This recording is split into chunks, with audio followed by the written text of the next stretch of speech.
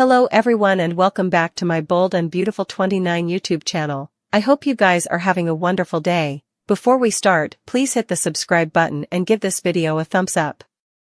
Steffy Forrester was cautious of supporting the revived jewelry line, but Ivy Forrester and Carter Walton worked hard to pitch her on the idea. Steffy ultimately asked Electra Forrester to leave the room, which gave her a chance to call Ivy out for being insulting. Since Ivy acted like Steffy was letting their particular history get in the way, Steffy claimed that wasn't the case. Still, Carter felt that Ivy had a right to question Steffy's station since she had a habit of letting particular passions get in the way of good business. In the end, Steffy refused to indeed look at the jewelry display that Ivy and Electra had set up in the salon. After Steffy declared that her decision was final, she said she had other effects to do. Once Ivy exited, Carter stood there glaring at Steffy before storming out. Carter apologized to Ivy and Electra, but they knew he was doing his stylish.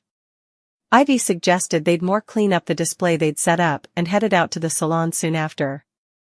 In the design office, Hope Logan told Will Spencer that he could have a target on his reverse since he was a Logan. Hope made a vaticination about Will having to work doubly as hard to prove himself to Steffy, but he was upset. Indeed so, broke Logan aloud. Will should heed Hope's warning since there was indeed a Forrester-Logan feud at the company. Subsequently, Will banged into Electra in the corridor, so she dropped a jewelry charger. And repentant Will climbed to pick effects up, so he was on bended knee presenting a ring to Electra as they locked eyes for the first time. Both Electra and Will got flustered, but they ultimately changed prolusions and grins.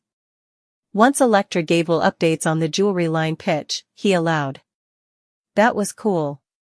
Will also slipped the dropped ring on Electra's cutlet as the chemistry crepitated between them. When Brooke set up Steffy in the CEO office, she could tell Steffy was detracted. Steffy admitted Carter had been a little off base and honestly flat out wrong recently, so Brooke assumed this was about Carter's support for Hope and her line. He slammed in the design office and complained to Hope about Steffy shutting down the revived jewelry line. Steffy nixed it without indeed giving it a regard, so Carter wanted to stop these petty particular dockets that had no place at Forrester Creations. Hope allowed. It was a brilliant idea to bring Ivy back to revive the jewelry line, but Carter suggested that was just the morning of his vision.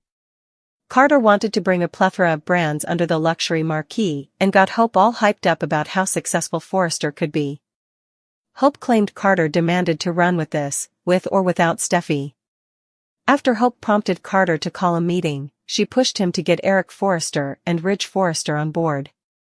Since Hope could hear the passion in Carter's voice, she said this was how he was going to leave his mark on the company and the assiduity as a whole. Once Hope expressed how important she believed in Carter and the future he was visioning, they smiled sweetly at each other. Carter's ambitious offer will add to Steffy's fury soon, so stay tuned for all the bad news that's brewing.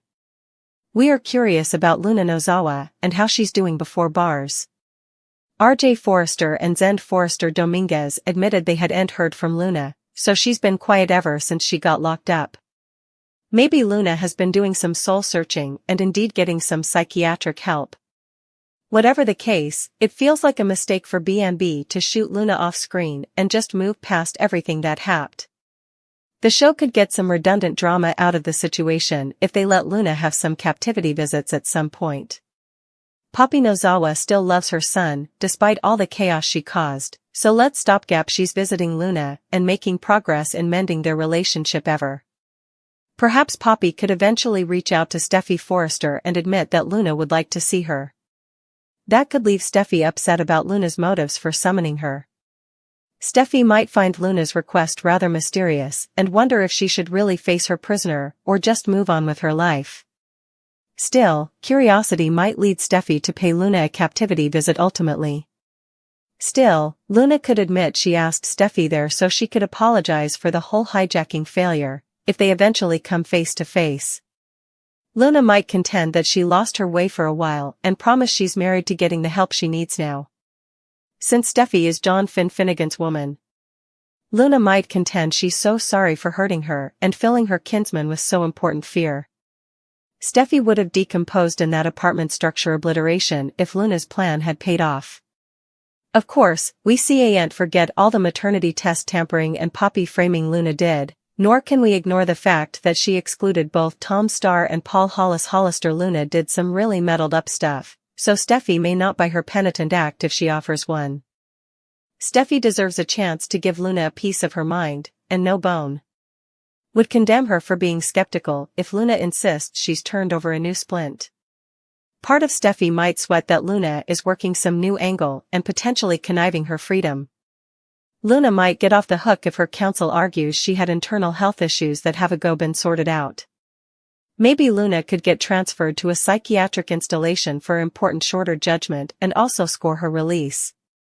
That could pave the way for Luna to either show off her reformed side or prove she's more dangerous than ever. Luna may not be gone for good since the show decided to keep her alive. Steffy Forrester Finnegan is keeping her eye on Hope Logan still. The warning she gave was concentrated on John Finn Finnegan, not Carter Walton. No bone is likely to support Steffy if she injects herself into Hope and Carter's particular lives. As the followership was allowed to see, they're single and just starting a relationship. She was wrong to go after Finn. He stopped Hope, and also Steffy told her that if she ever conducted the same way, Hope for the future would be done. Still, gaining Carter as an supporter redefines the battle lines. Carter is single and shouldn't be. He made colorful attempts to find love and either lost it or decided not to settle. Quinn Fuller appeared to be the great love of his life. Still, the Jotting staff, which included St. Victor in that plot, was in the process of writing Sopher's character out of the show. The short-lived connection with Quinn was violent and should have led to much further drama, but it was meant to be a quick story with an open ending. Steffy can't conceivably end HFTF after she learns about Hope and Carter's new connection.